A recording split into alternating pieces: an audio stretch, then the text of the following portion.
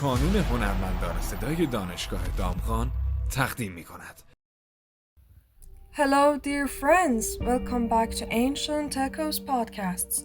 Today we're diving deep into one of the most fascinating and influential yet lesser known civilizations of ancient Mesopotamia, the Kassites. As we discussed earlier, the Kassites emerged from the Zagros Mountains region after the Lullaby and Gushan people. Their original homeland was likely southwestern region of the Caspian Sea. During the 3rd millennium before the Common Era, they first moved to the Zagros Mountains region and then entered Mesopotamia through the northern passages of Elam. And now, for the story of their rise to power, the Kassites attacked Babylon around 1896 before the Common Era. They were initially defeated but didn't give up. Finally, in 1749, before the Common Era, the Kassite king named Gandash managed to completely take control of the Babylonian state and ruled until 1173, before the Common Era. It's interesting to note that in total, Kassite dominion over Babylon lasted about 577 years.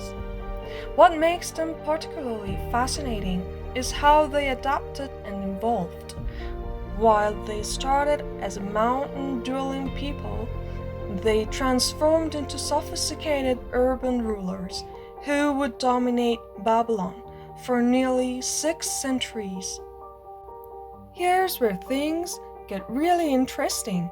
The Kassites were master administrators who brought several innovations to Babylonian governance.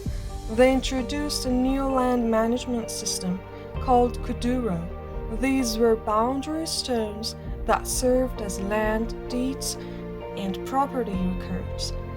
These weren't just administrative tools, they were beautifully carved with religious symbols and divine emblems, showing how the Kassites blended practical governance with religious authority.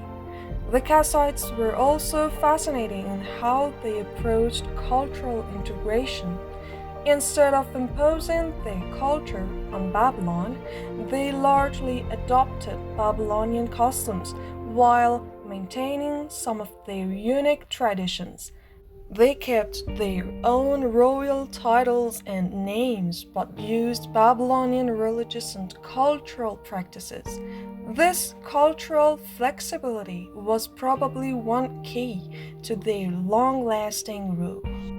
Now let's talk about what made the Kassites really special, their diplomatic networks.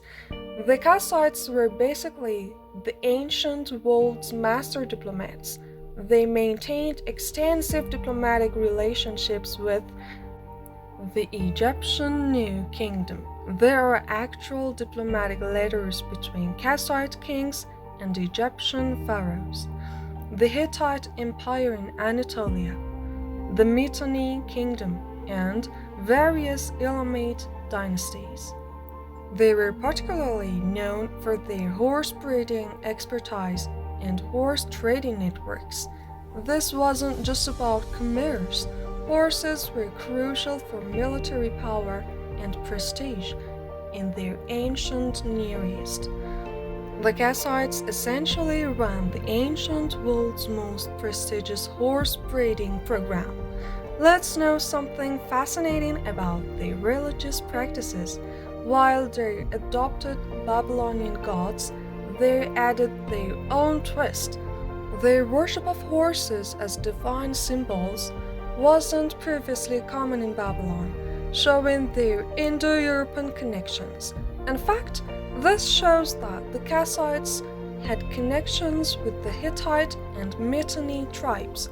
They also had their own deities, like Shuriash, their sun god, who they cleverly equated with the Babylonian Shamash. Let me tell you a very interesting point about their language. Scholars say the Kassuite language belonged to the Caucasian language family. Fascinatingly, a Babylonian scribe compiled a list of Kassuite words and made a dictionary that shows their language was Caucasian and very close to Elamite language. This kind of linguistic preservation is super rare for ancient civilizations. The Kassuite period is often called Babylon's Dark Age by some historians, but that's really unfair. Under their rule, Babylon enjoyed remarkable stabilities and cultural development. They preserved and copied countless ancient Babylonian texts, essentially saving much of Mesopotamian literature for future generations. But well, all empires come to an end someday. Their eventual decline came after several challenges: increasing pressure from Assyria to the north, Elamite invasions from the east, internal political challenges, changing trade routes, and economic patterns.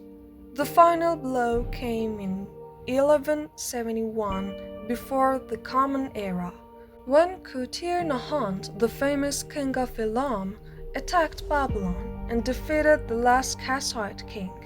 After this victory, Kutir-Nahant and his son Shutruk-Nahant took control of Babylon and captured the famous victory still of Naram-Sin as spoils of war. Even more interesting, the famous Code of Hammurabi also fell into the hands of this father and son. But Kassuite's cultural influence continued long after their political power waned. Before we wrap up, let's appreciate something remarkable. The Kassuites ruled Babylon longer than the British Empire existed, yet they managed to do it while preserving local culture and creating a sophisticated international diplomatic system. Pretty impressive for a group that started as mountain dwellers, right? That's it for today's deep dive into Kassuite civilization. Remember, history isn't just about memorizing dates, it's about understanding how different people solved their problems and built their societies. The Kassuites show us that successful governance often comes from flexibility and cultural adaptation rather than rigid control. Thank you for listening to this episode of Ancient Echoes podcast series. Next week, we'll explore, well, that's another story for another day. Have a nice time. Bye.